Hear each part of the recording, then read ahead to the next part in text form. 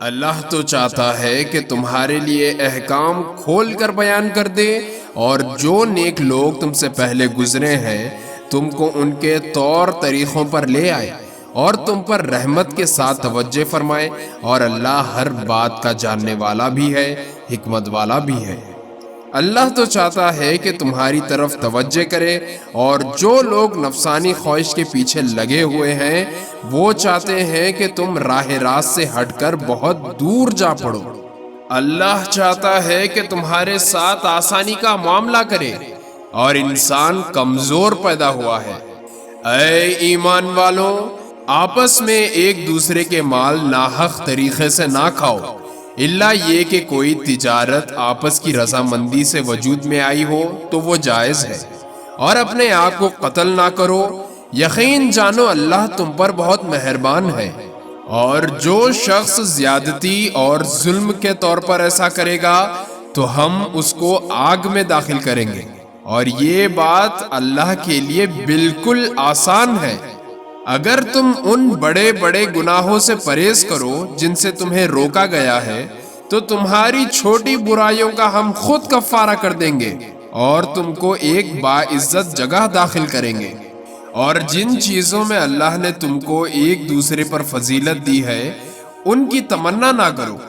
مرد جو کچھ کمائی کریں گے ان کو اس میں سے حصہ ملے گا، اور عورتیں جو کچھ کمائی کریں گی ان کو اس میں سے حصہ ملے گا، اور اللہ سے اس کا فضل مانگا کرو، بے شک اللہ ہر چیز کو خوب جاننے والا ہے۔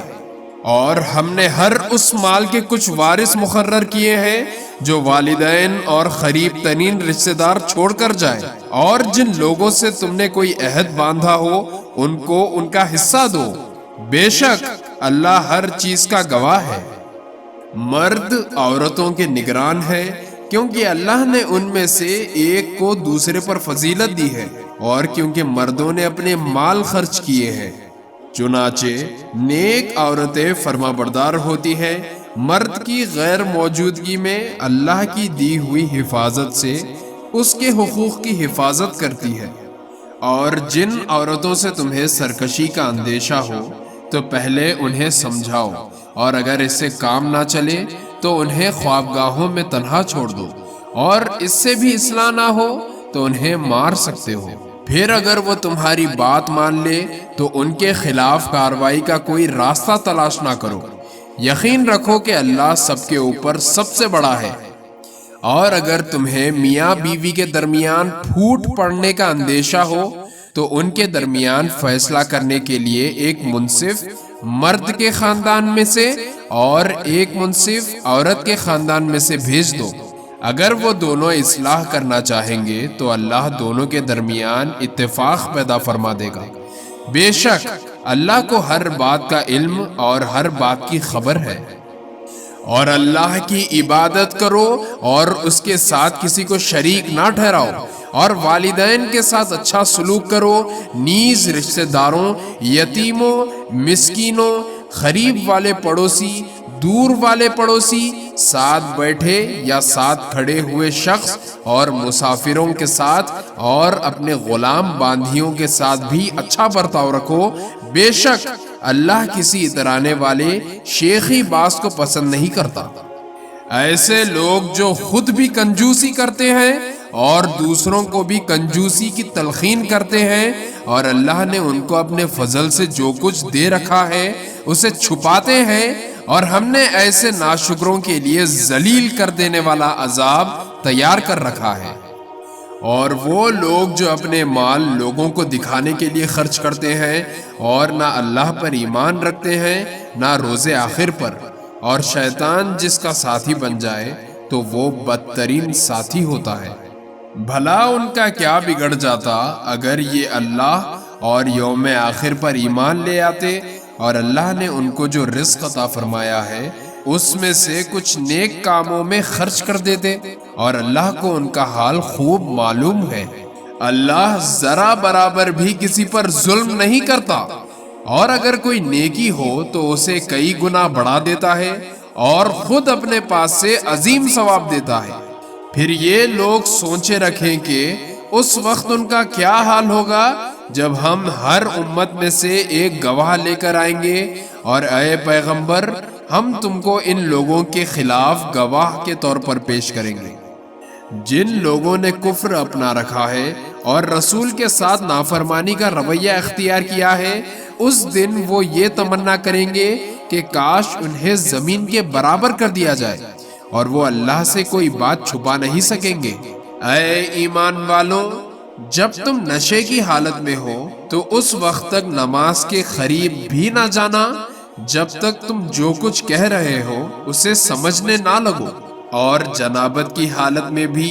جب تک غسل نہ کر لو نماز جائز نہیں، الا یہ کہ تم مسافر ہو اور پانی نہ ملے تو تیمم کر کے نماز پڑھ سکتے ہو، اور اگر تم بیمار ہو یا سفر پر ہو یا تم میں سے کوئی قضائے حاجت کی جگہ سے آیا ہو یا تم نے عورتوں کو چھوا ہو، پھر تم کو پانی نہ ملے تو پاک مٹی سے تیمم کر لو اور اپنے چہروں اور ہاتھوں کو اس مٹی سے مسح کر لو، بے شک اللہ بڑا معاف کرنے والا بڑا بخشنے والا ہے۔ جن لوگوں کو کتاب یعنی تورات کے علم میں سے ایک حصہ دیا گیا تھا، کیا تم نے ان کو نہیں دیکھا کہ وہ کس طرح گمراہی مول لے رہے ہیں